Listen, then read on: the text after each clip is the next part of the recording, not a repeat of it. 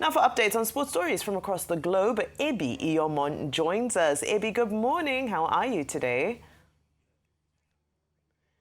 I'm fine, thank you. Good morning, Vimba. Good morning, Ayan. Good morning. Good morning.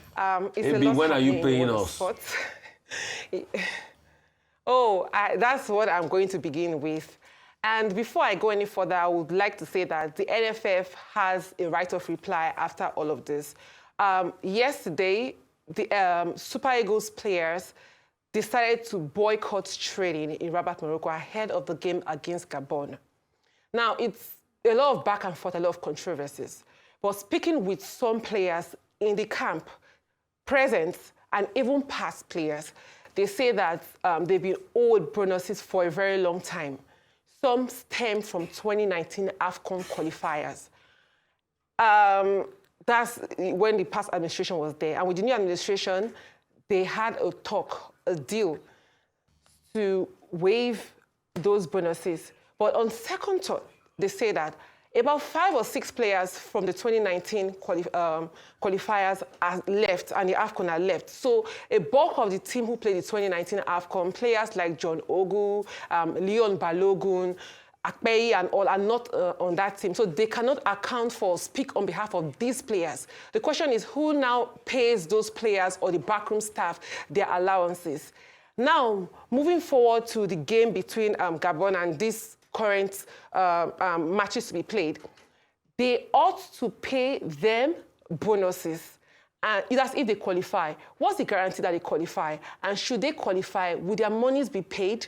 Because since they agreed to waive the past owed monies, they are now saying that they've not been paid AFCON qualifiers and these World Cup qualifying monies. How do they get the monies back? Yesterday, a lot of talks came out to say that they were fighting for special bonuses of about 30,000 USD. But some players I spoke to say, no, that's not what they're fighting for. They didn't ask for that. They were offered that, but they want the previous monies they were being owed. And we had the captain, Truce Ekong, come out last night on... he posted something on X, a write-up on X, saying that every other detail going around are lies. That what they stand on is unpaid bonuses. And when there's a resolution, he will be the one, or the team would confirm it. But they are looking ahead to the big games. Now, also, I heard talks that monies will be paid today, but they want to see how that pans out, if the monies will really be paid. So it's really a back and forth thing. The NFF may have their own side of the story, but this is credible facts from past and present players. And like we all know now, it's a team fight. Not just one player. All the players are coming in unity and togetherness to say they want their monies to be paid. So that is really what is happening at the moment. But we'll see what happens in Rabat later tonight, if they are going to train or if they will play tomorrow, pending when these monies are going to be paid. Well, that's just what is happening in Super Eagles camp currently. And we'll just quickly move away from that and look at the Islamic Games. The Islamic Games currently on. And we have Nigeria in 5th position. They were able to get 3 more medals yesterday, so they now have 14 medals in total. That's good news coming from Riyadh. And in tennis, we had matches being played yesterday. Alcaraz was once more in action, playing dominantly, getting a victory. And should he get a victory in the semi-finals, it means he returns to world #1, beating Yannick Sinner. That's what I have today, but the major bone of contention dwells with the Super Eagles of Nigeria. Okay. Real quickly, who was the NFF chairman when this money was not paid in 2019? Can we get the NFF chairman to come and count? On the NFF? Yes. I didn't get that question. Who was the NFF chairman when this money was not paid in 2019? Can we get him to come and count and say his own side? Well, in 2019, it was...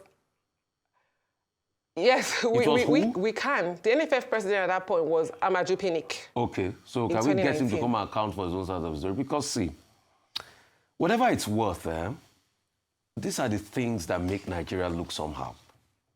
And when they say Nigeria happens to us, at first, it was the terrible hotel they put these players. The hotel looked like hostel, looked like prison, where they put them, where they are spreading clothes on the walls for international players that play top-flight football. Then now, these allowances and bonuses? Because we keep hearing we've paid all the allowances and bonuses. So they should explain to us what transpired. And all those other players, if you can get the likes of John Ogbu and Leon Balogun, so let's even say calculate the amount that they are owing them. At this point, I would like to call on President Tinubu, please, I beg you, step in. Save Nigeria this shame. See, football is the only thing that brings us to, one of the few things that bring us together. We must go to this World Cup. We are playing Gabon tomorrow. President Tinubu, please, step in. Let's get this sorted out so at least we can play Gabon and beat Gabon and go to this World Cup. Please, if we don't go to this World Cup and we now cite this occurrence, it's going to hurt so much. We didn't go to the last World Cup. I know what it did to a lot of us. I beg you, President Tinubu, please, Jagaban Baba, please. Okay, I hope your plea is not too late, because at this time it looks very dicey. I'm trying so much to be optimistic about Nigeria's chances going to the World Cup. And even if we do go to the World Cup, what happened in 2014 could repeat itself, whereby in Brazil, the same thing happened around bonuses, where there was infighting, and this cost us at the round of 16. So should we just manage ourselves and fix the problems that we have within the football system, especially these challenge of owing of bonuses, salaries? They say the coach himself has not been paid 2 months, September and October. In fact, he was just recently paid some arrears that had accrued over time. And so we hear announcements of money being released. The challenge is, when the money is released, what happens to it? That's where the investigation should happen. And that's why I'm happy that you said, AB, in your opening statement, that the NFF has a right to reply to really give Nigerians a true picture in the spirit of accountability and transparency, because we cannot continue to talk about since 2014. This is 2025. These same issues we're still talking about. And if we don't deal with it decisively, we're still going to talk about it in 4 years' time, in 8 years' time, and continue this cycle of really doing our Super Eagles a huge disservice. So investigation ought to be launched, but in the interim, can the problem be fixed? And then I'll go back very quickly to what we talk about, that when they win on their own, by their own sweat and personal motivation, we hear huge announcements of $100,000, house in Abuja, and so on.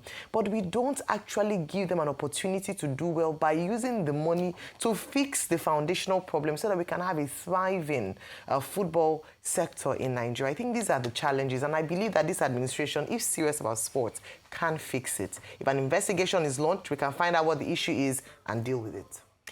I think I just want to remind us about the power of sport, especially as we're currently in what is clearly a national security crisis that has gotten global attention, and we're trying to figure out how to bring people together and how to lift the nation's morale. Let this not be a missed opportunity for us to pick up the morale of Nigerians who are currently contending with so many issues from the north to the south.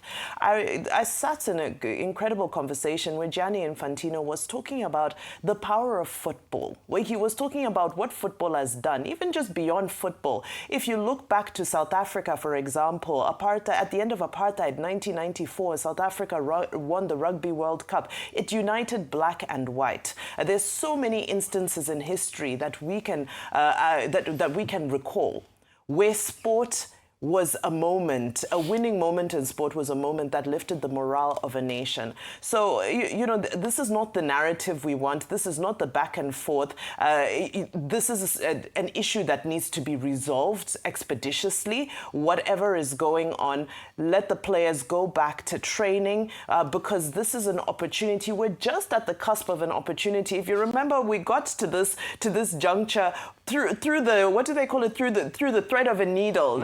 Right? Because initially we were down by the points, and then we were lucky that South Africa lost their points, and the journey has been so tough. So this is a perfect opportunity for that fairy tale, happily ever ending story that unfortunately is not unfolding at the moment, but it's not too late. I think there's still a room for people to intervene. However, this firefighter approach that we have now sort of become accustomed to at huge moments, and this is not just a huge moment for Nigeria, it's a huge global moment as well. I mean, the World Cup, for crying out loud. So I hope that the powers that be have heeded to it. Whatever the challenges are, let them be rectified. People will balance themselves out later, but give the players what they need to be motivated enough to be able to go to that pitch and wear their green, white, green with pride and bring that qualification home, because we need to be at that World Cup.